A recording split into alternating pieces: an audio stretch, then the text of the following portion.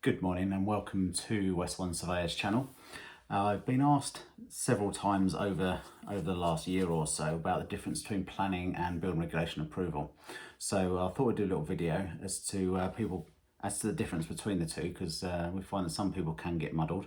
It's easy done. Not everyone's a specialist in all areas, and if it was a medical question, I certainly wouldn't know the difference between lots of the titles of doctors as to what they do. So I can understand how people can get a little bit confused between the requirements of planning and the requirements of building control, particularly if they're both offered by the same local authority. And they can both give conditional approvals on stuff. So people might say, "Oh, I have conditional approval," but okay, great. Is that building control or is it planning? So it'll be a little 5-10 minute video on the difference between the two. In a nutshell, planners will determine what you can build and where, and building control will determine the minimum technical standards that needs to comply with. So we'll have a look at planning first. As I say, the planners generally determine what you can build and where. So you don't fall foul of the planners, we generally suggest that you start out on day one that you're going to need planning. For whatever you're doing to a house, commercial property, you're going to need planning consent. There are some exceptions to this. It's called permitted development, and I'll come on to those briefly in a minute. Planning applications and determinations are made under the Town and Country Planning Act of 1990. And unless they're called in, the application is called in by the Secretary of State, the decisions are made by your local planning authority. You'll often find that it's the same officer that deals with a particular area. So if your local authority will more than likely be split into smaller parishes, one planning officer will cover maybe 2 or 3 parishes within the local authority, depending on the size and the level of population, I guess, within that area. Most planning authorities will have a major development officer. They're the people that will consider the major planning applications, new housing estates, shopping centres, industrial parks, and that kind of thing. Within the confines of planning, there's also permitted development. This is various developments on residential properties that can be undertaken without the need for formal planning consent. It's generally smaller extensions, although those extensions can be 2-storey, and they're also tied into the height of the building, the general size of it, the footprint, and how close it is to local boundaries. The difference here between neighbours is that your neighbour may have an extension that is permitted development. You may want to construct an extension of a very similar size but in a slightly different location, and because of the location of the boundary, it's no longer permitted development and you need planning consent for it. As a start with this, I suggest you perhaps Google permitted development. You'll soon find the government website with lots of information about permitted development, and then if you Google planning portal interactive house, you'll come across this website that has it's very visual based, so you can click on a detached house or a terraced house and look at the front elevation, the rear elevation, click on different question marks around the building, and it will give you some guidance as to whether what you're looking to do is permitted development. Commercial properties and flats are different, and it's very safe to assume that if you live in a flat or you have a commercial property, you're going to need planning consent. With flats, it can vary, the requirements can vary slightly from local authority to local authority, but on the whole you will need planning consent. And if you picture a lovely big block of flats, maybe 20 flats in it with old steel critter windows, and one's decided to replace them with plastic and another one's decided to replace them with aluminium, it starts to make the whole elevation look a bit messy and untidy, which is why planners will require planning consent for changes of windows on flats normally.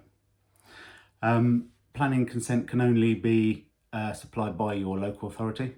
It's an in-house function. There are no such things as approved planners like there are with building control, and I'll mention these in a bit. So why the planners determine generally what you can build and where, building control determines the minimum standards to what that building needs to be built to, and this is building regulation approval. Again, with planning, it's best to start out to assume that whatever you're doing needs planning consent. whatever you're doing generally needs building regulation approval, particularly if you're building, you're extending, or in some cases you're remodeling or altering or refurbishing a property. This is down to things like replacement windows. They'll also need building regulations approval, but some elements of our industry are self-certifying, like replacement windows, installing log burners, that kind of thing.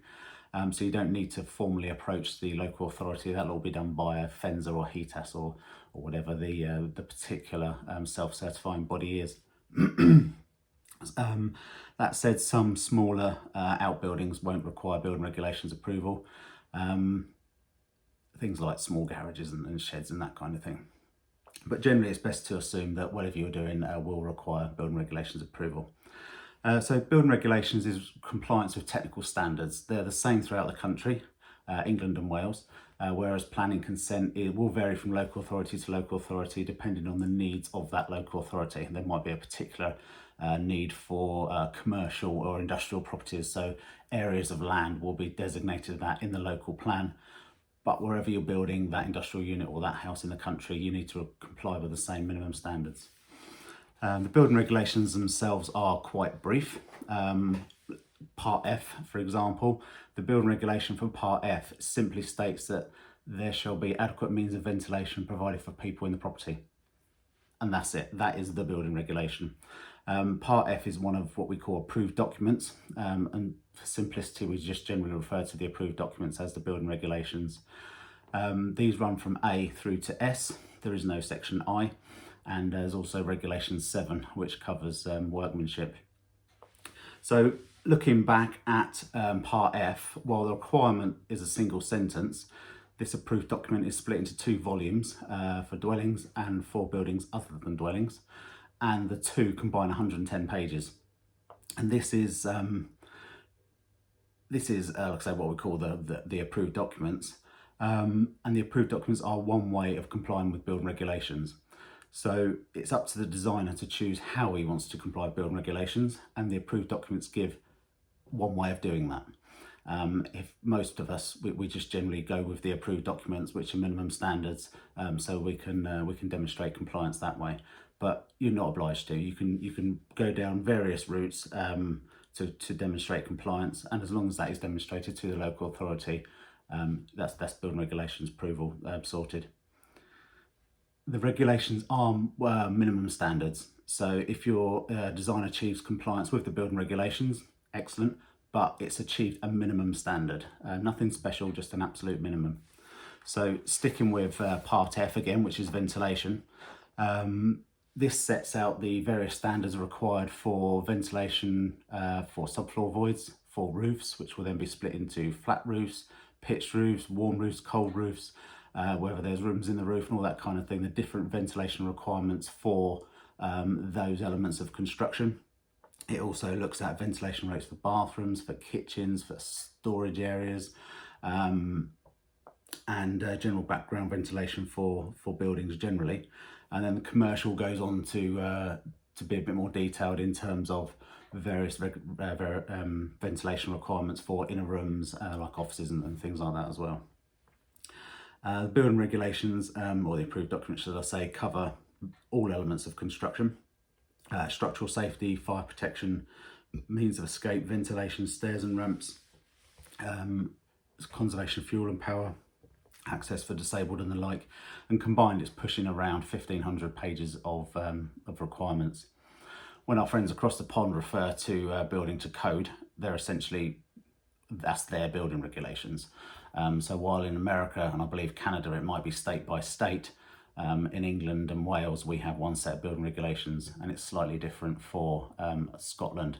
Similar but slightly different. So like I say, in a nutshell, planners determine what you can build and where, and the building regulations or the building control department will determine the minimum standards that work needs to comply to. I hope you found this useful. Any questions, pop them in the comments below, and we'll do some other videos in the future, like the difference between the building control officer from the council and approved inspectors, which I haven't really actually mentioned here, the difference between full plans and a building notice, and a few other bits and pieces like that. Okay, I hope that was informative. Let us know if you require any particular videos on any particular subjects regarding building. Thank you.